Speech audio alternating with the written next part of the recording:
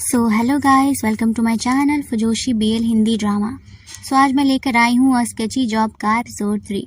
तो चलिए स्टार्ट करते हैं। उससे पहले अगर आप मेरे चैनल पर नए हैं तो सब्सक्राइब ज़रूर कीजिएगा।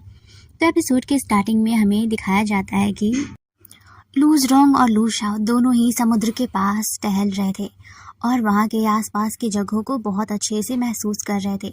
फिर वो दोनों एक जगह पर खड़े होते हैं। लू ज़रोंग लू शाओ से सवाल करता है कि क्या कपल्स ये भी करते हैं कि समुद्र के पास खड़े होकर एक दूसरे का साथ देना और फिर वहाँ के जगहों को महसूस करना। तो लू शाओ कहता है कि हाँ, ये भी कपल का ही साइन होता है, क्योंकि मूवीज़ में तो ऐसे ही होता है।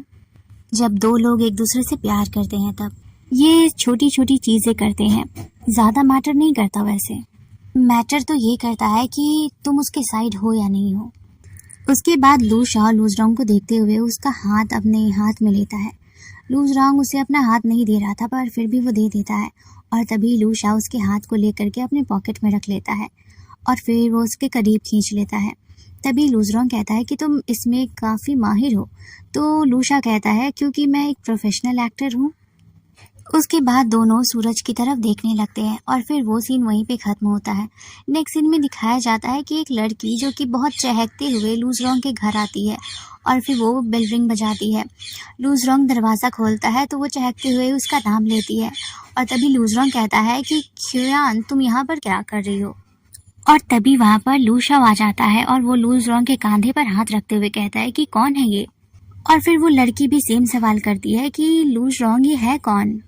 उसके बाद लू ज़रोंग कहता है कि चलो मैं तुम दोनों का इंट्रोडक्शन करवा देता हूँ। फिर वो लू शाओ की तरफ देख कहता है तो ये है मेरा बॉयफ्रेंड लू शाओ। और फिर वो उस लड़की की तरफ देख कर कहता है और ये है मेरी बचपन की दोस्त गुआन। और फिर जैसे ही वो लड़की ये सुनती है वो शॉक्ड होकर के उन दोनों को ही देख रही होती है और उसके बाद दोनों हैंडशेक करते हैं और उसके बाद लू ज़रोंग उस लड़की को भी अंदर बुला लेता है। उसके बाद नेक्स्ट सीन में दिखाया जाता है कि तीनों डाइनिंग टेबल पर बैठे थे। तभी लू शाओ थोड़ा सा चाय निकाल करके उस लड़की को देता है, यानी कि गुयान को देता है। और तभी लू ज़रोंग कहता है कि लू शाओ, गुयान की फैमिली और मेरी फैमिली बहुत पुराने दोस्त हैं और जब हम दोनों बच्चे थे तो हम लोग भी साथ में ही खेला करते थे और उसके बाद हम अच्छे दोस्त बन गए। और तभी वो लड़की उसे देखते हुए कहती है तो क्या हम सच में सिर्फ अच्छे दोस्त हैं? लू ज़रोंग उसके सवालों को इग्नोर करते हुए कहता है कि तुम जापान में क्या कर रही हो? तो वो लड़की कहती है कि तुम्हें नहीं पता कि मैं यहाँ पर क्यों आई हूँ? तुम्हारे दादू ने नहीं बताया क्या तुम्हें? लू ज़रोंग कहता है नहीं, मुझे दादू ने तो कुछ भी नहीं बताया। तो वो लड़की कहती है ओके, तो ऐसा समझ लो कि मैं यहाँ पर वेकेशन मनाने आई हूँ। अब देखो ना, तुम जापान में इतने सालों से रह रहे हो अकेले, इसलिए मैं तुम्हारा ध्यान रखने के लिए आई हूँ। कोई तो होना चाहिए तुम्हारा ध्यान रखने के लिए। तो लू ज़रोंग कहता है कि लू शाओ जब तक मेरे पास है तब तक मुझे किसी की ज़रूरत ही नहीं है, ये मेरे लिए बहुत काफ़ी है। और फिर वो उस लड़की को देख कहता है कि तुम्हें मैं सच बताऊँ ना तो मैं लू ज़रोंग से बहुत प्यार करता हूँ, उसे डेट कर रहा हूँ मैं, और मैं फ्यूचर में भी इससे ही डेट करना चाहता हूँ। जिससे कि लू शाओ खुश हो रहा था और वो भी उसके हाथ को पकड़ लेता है। दोनों इस वक्त काफ़ी क्लोज थे, जिससे कि वो लड़की थोड़ा सा ऑकवर्ड हो रही थी वहाँ पे। तो वो कहती है कि मैं अपने कपड़े अनपैक कर लेती हूँ और उसके बाद वो अपना बैग उठाती है और वहाँ से चली जाती है। उसके जाते ही लू शाओ कहता है कैसा लगा मेरा एक्टिंग? तो लू ज़रोंग मुस्कुराते हुए उसे थम्स अप दिखाता है, यानी कि तुमने बहुत अच्छा किया है। उसके बाद नेक्स्ट सीन में दिखाया जाता है कि जो वो लड़की होती है और वो लू शाओ दोनों ही किचन में काम कर रहे थे। वो लड़की कहती है कि तुम ये सब छोड़ दो, मैं सारा संभाल लूँगी, and thank you so much कि तुमने लू ज़रोंग का इतना अच्छे से ध्यान रखा है। वैसे तुम लोग कब से एक दूसरे को जानते हो? लू शाओ कहता है कि ज़्यादा दिन तो नहीं हुए हैं, पर हम लोग एक दूसरे को अच्छे से जानते हैं।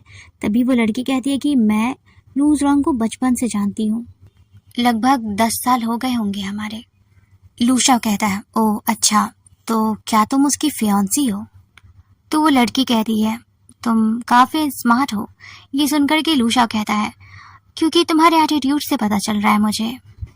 तुम्हें पता है उसके दादू बहुत ज़्यादा बीमार हो गए हैं और वो एक उम्मीद लगाए बैठे हैं कि लू ज़रोंग शादी करेगा, बच्चे पैदा करेगा, उन्हें एक ग्रैंड सन देगा। तुम्हें तो पता है ना कि पुराने लोगों की बात क्या होती है, और जो उसके पापा और दादा दोनों ही बहुत पुराने ख्यालातों के हैं और हमारी फैमिली तो बचपन के फ्रेंड्स हैं। तो वो चाहते भी हैं कि हमारी शादी हो जाए, और ये सब तो शादी वादी की बातें तो पेरेंट्स से डिसाइड करते हैं ना हमारे में। और मैं जानती हूँ कि वो थोड़ा सा गुस्सैल है, लेकिन सब कुछ ठीक है, एक नयापन सा है। और तुम्हें पता है, उसके दादू ने तो हमारी शादी के लिए होटल भी बुक कर लिया है।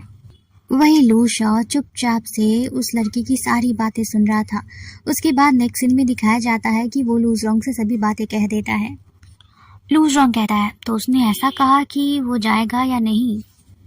लू शॉ कहता है, हाँ, उसने यही कहा था। देखो ये मैटर, मुझे डर लग रहा है कि तुम इसे अवॉइड ना कर दो। लूज रॉन्ग कहता है, मेरे पास टाइम है, मैं इसे अच्छे से सोच समझ करके करना चाहता हूँ।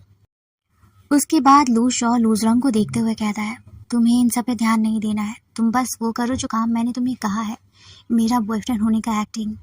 ये सुन करके लू शॉ मान जाता है और वो कहता है कि ठीक है, अब मैं चलता हूँ।